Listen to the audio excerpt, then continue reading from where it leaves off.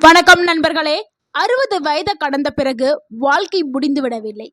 உண்மையில அது ஒரு புதிய தொடக்கம்.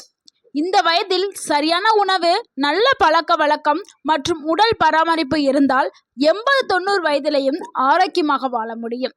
ஆனால் பலர் அறியாமலே சில தவறுகளை செய்து தங்கள் உடல் ஆரோக்கியத்தை வேகமாகவே பாய்த்துக் கொள்கிறார்கள். தவறு ஒன்று, உடற்பயிற்சியை முற்றிலும் நிறுத்துவது. 60 வயது வந்துவிட்டதும் இனி ஓய்வாக இருக்க வேண்டும், நடக்க வேண்டாம், உடம்பை கஷ்டப்படுத்த வேண்டாம் என்று பலரும் நினைக்கிறார்கள். ஆனா இதுதான் மிகப்பெரிய தவறு. நம்ம உடம்பு பயன்படுத்தாமல் விட்டால் பலவீனமாக ஆரம்பிக்கும். என்ன நடக்கும்? தசைகள் பலவீனமாகும், எலும்புகள் தேயும், மூட்டு வலி அதிகரிக்கும், உடல் எடை கூடும், சர்க்கரை நோய் அபாயமும் அதிகரிக்கும். என்ன செய்ய வேண்டும்? தினமும் 30 நிமிடம் நடைபயிற்சி மேற்கொள்ள வேண்டும். மெதுவான யோகா, கை கால்கள் நீட்டிப்பு பயிற்சி, சைக்கிளிங் அல்லது நீச்சல். தொடர்ந்து உடலை இயக்குவர்களே நீண்ட காலம் ஆரோக்கியமாக வாழ்வார்கள். ஸோ உடலை கண்டிப்பாக இயக்கியே ஆகணும். அதற்காக உடற்பயிற்சிங்கிறது ரொம்பவே தேவையான ஒன்று. இரண்டாவது தவறு, போதுமான தண்ணீர் குடிக்காமல் இருப்பது. வயது அதிகரிக்கும் போது தாகம் எடுக்கும் உணர்வு குறைந்துவிடும்.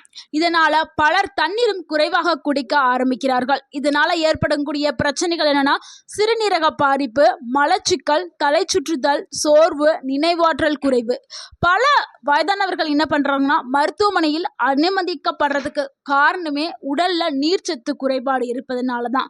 இதனால என்ன செய்யணும்னா, ஒரு நாளைக்கு 2லிருந்து 2.5 லிட்டர் தண்ணீர் கண்டிப்பாக எடுத்துக்கிறணும். இது கூடவே இளநீர், மோர், சூப்பு இந்த மாதிரி எடுத்துக்கும் போது போதுமான தண்ணீர் உங்க உடலுக்கு கிடைக்கும்.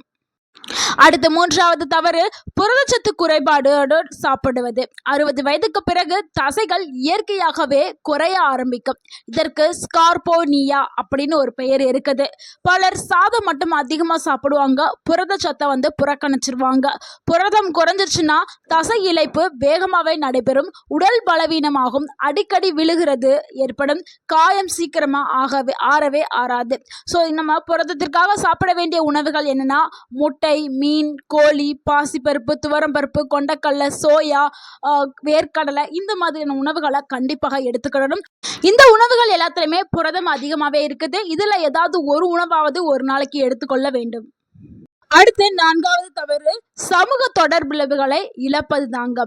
ஓய்வு பெற்ற பிறகு பலர் வீட்டிலேயே தனிமையில இருக்க ஆரம்பிக்கிறார்கள். இது உடல் ஆரோக்கியத்தை விட மன ஆரோக்கியத்தை அதிகமாகவே பாதிக்குது.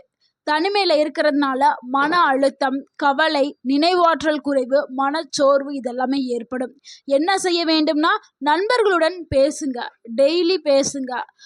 தொலைவில் இருந்தாங்கன்னா ஃபோன் மூலியமா பேசுங்க, பக்கத்தில் இருக்கவங்கள்ட்ட பேசுங்க, உறவினர்களை சந்திங்க, நேரில் பாருங்க, ஃபோனில் பேசுங்க, வீடியோ கால் பேசுங்க, அடிக்கடி கோயிலுக்கு போங்க, வெளியில் ஃபங்க்ஷனுக்கு அட்டன் பண்ண போங்க.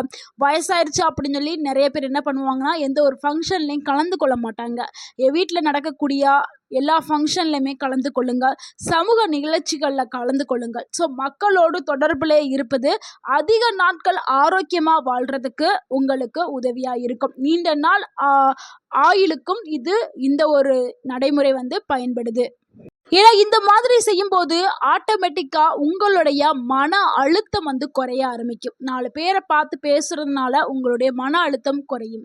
அதனால தான் இது ஒரு நீண்ட ஆயுளுக்கான ஒரு ரகசியமாக இந்த ஒரு விஷயம் இருக்குது. 4 பேரை பார்த்து பேசுறது, சிரிக்கிறது உங்களுடைய மனக்கவலையை போக்கக்கூடியது. நிறைய பேர்னா தனிமையிலே அவங்களுக்குள்ளேயே எல்லாத்தையுமே வச்சுருப்பாங்க. ஸோ அதனால் மனக்கவலை போகாது, மனக்கவலை அதிகமாகும். ஸோ மனக்கவலையை போக்குறதுக்கு வெளியில் பார்க் போகலாம், இல்லை நீங்கள் வளர்க்கக்கூடிய செடிகளுக்கு தண்ணி ஊத்துறது, செடிகள் வளர்ப்பது, இந்த மாதிரி பிடித்தமான விஷயங்கள் எதையாவது செய்ய போது அந்த மனக்கவலை போக ஆரம்பிக்கும். அடுத்து 5வது தவறு, தூக்கத்தை அலட்சியம் செய்வது. பலர் வயது ஆகிவிட்டதால் தூக்கம் குறைவு இயல்பு என்று நினைக்கிறார்கள். ஆனால் இது ரொம்பவும் தவறான ஒரு கருத்து. நல்லாவே தூங்கணும். தூக்கமே வரலைனாலும் அந்த டைமுக்கு டெய்லி ஒரு டைமை நீங்கள் மெயின்டைன் பண்ணணும். 8:30க்கு டெய்லி நீங்கள் தூங்குறீங்கன்னா எப்போவுமே 8:30 என்ன வேலை இருந்தாலும் அதை நீங்கள் போட்டுட்டு 8:30க்கு நீங்கள் படுத்து நீங்கள் கண்ணை மூடி படுத்தீங்கன்னா தூக்கம் வந்துடும். தூக்கமே வரலைனாலும் நீங்கள் 8:30க்கெலாம் படுத்துடணும். ஸோ அந்த டைம் செட் பண்ணிங்க. 8:30க்கா, 9 மணிக்கா, இல்லை 8 மணிக்கா அப்படின்னு டைம் செட் பண்ணி அந்த டைமுக்கு படுத்திங்கன்னா உங்களுக்கு தூக்கம் வந்துடும். தூக்கம் குறைஞ்சிருச்சுன்னா ரத்த அழுத்தம் உயரும், நினைவாற்றல் குறையும், நோய் எதிர்ப்பு சக்தி குறையும், இதய நோய் அபாயமும் அதிகரிக்கலாம். அதனால தான் நல்ல தூக்கம்ங்கிறது ரொம்பவே முக்கியம். நல்ல தூக்கம் வந்து ஒரு இரவு முழுக்க வந்து நல்லாவே தூங்கணும். 7லேருந்து 8 மணி நேரம் நல்லா தூங்கணும். முக்கியமாக தூங்க போகிறதுக்கு முன்னாடி மொபைல் வந்து பயன்படுத்தாதீங்க. அதிகமாக இரவுகளில் வந்து காஃபி டீ குடிக்காதீங்க. ஏன்னா காஃபி டீ குடிச்சிங்கன்னா நைட்டில் தூக்கம் வராது. ஸோ நல்லா 8 மணி நேரம் தூங்கினா தான் உங்கள் உடலுக்கு தேவையான வேலைகள் எல்லாமே உங்கள் உடலில் வந்து நடக்கும். தவறு 6, மருந்துகளை தானா நிறுத்துவது. சிலர் சர்க்கரை குறைந்து விட்டதுன்னு சொல்லி சர்க்கரை மருந்தை ஸ்டாப் பண்ணிடுவாங்க. சிலர் வந்து ரத்த அழுத்தம் சரியாகி விட்டதுன்னு சொல்லிட்டு பிபி மாத்திரையை நிப்பாட்டிடுவாங்க. ஸோ இந்த மாதிரி செய்கிறது மிகவும் ஆபத்தான ஒரு தவறு.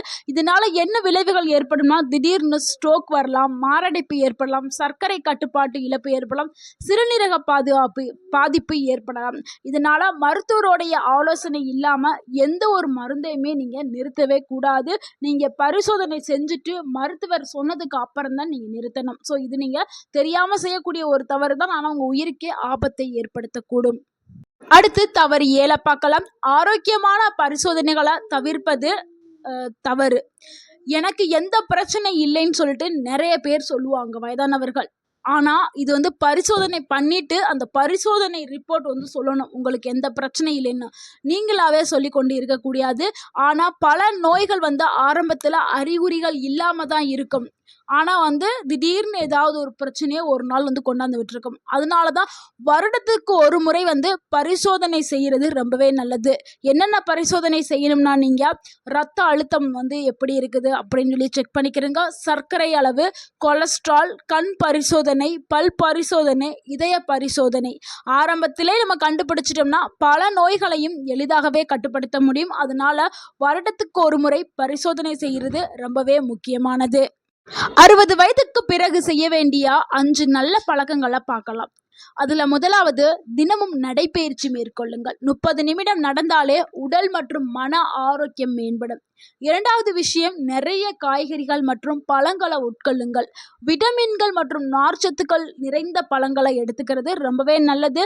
ஸோ இது ரெண்டுமே நம்மளுக்கு இன்றியமையாத ஒரு ஊட்டச்சத்துக்களாக இருக்குது. 3வது விஷயம், மனதை மகிழ்ச்சியாக வைத்து கொள்ளுங்கள். நல்ல ஒரு சிரிப்பு, 4 பேர்கிட்ட பேசும்போது நல்லா உங்களுக்கு ஒரு சிரிப்பு வரும். ஸோ இந்த மாதிரியான விஷயங்களை வந்து நீங்கள் செய்யுங்க. அப்போ தான் உங்களுடைய மன அழுத்தம் வந்து குறையும். 4வது வந்து புதிய விஷயங்களை வந்து கற்றுக்கொள்ளுங்கள். புத்தகம் படிக்கிறது, நியூஸ் பேப்பர் படிக்கிறது, உங்களுடைய திறன்களை வந்து கற்றுக்கொள்கிறது, இந்த மாதிரி செய்யுங்க. அடுத்த 5வது விஷயம் என்னன்னா, குடும்பத்தோடு நேரம் செலவிடுவது. இது ரொம்பவே முக்கியம். ஏன்னா வயதான காலத்துல தனிமையில நிறைய பேர் இருப்பாங்க. அதை தவிர்க்கறதுக்கு தான் குடும்பத்தோடு நேரம் செலவிட செய்கிறோம். இதனால மன நிறைவு உங்களுக்கு கிடைக்கும், சந்தோஷம் கிடைக்கும். ஸோ உங்க குடும்பம் பக்கத்துல இல்ல, தூரமா இருக்கிறாங்கன்னா பக்கத்துல இருக்கக்கூடிய பார்க், பீச், இந்த மாதிரியான பொது இடங்களுக்கு போனீங்கன்னா உங்களுக்கு ஒரு சந்தோஷம் கிடைக்கும். ஸோ நீங்க அந்த மாதிரி நண்பர்களே, 60 வயது என்பது வாழ்க்கையோடைய முடிவு அல்ல, அது ஆரோக்கியமா வாழக்கூடிய ஒரு வாய்ப்பு. இந்த 7 தவறுகளை தவிர்த்து தினமும் உடற்பயிற்சி செய்யுங்க, புரதம் நிறைந்த உணவுகளை சாப்பிடுங்க, போதுமான தண்ணீர் குடிங்க, நல்ல தூக்கத்தை பெறுங்க, தனிமையை தவிர்த்துடுங்க, மருந்துகளை சரியா எடுத்துக்கிறங்க, ஆரோக்கியமான பரிசோதனைகளை தவறாம செய்யுங்க. இதை பின்பற்றினா 80-90 வயதிலையும் ஆரோக்கியமாகவும் சுறுசுறுப்பாகவும் வாழ முடியும். இந்த தகவல் உங்களுக்கு பயனுள்ளதா இருந்திருந்தா இந்த வீடியோக்கு ஒரு லைக் பண்ணுங்க. இந்த வீடியோவை உங்களுடைய ஃப்ரெண்ட்ஸ் அண்ட் ஃபேமிலிக்கு ஷேர் பண்ணுங்க. மறக்காம எங்க சேனலை சப்ஸ்கிரைப் பண்ணுங்க, சப்போர்ட் பண்ணுங்க, கமெண்ட் பண்ணுங்க. தேங்க்யூ ஃபார் வாட்சிங்.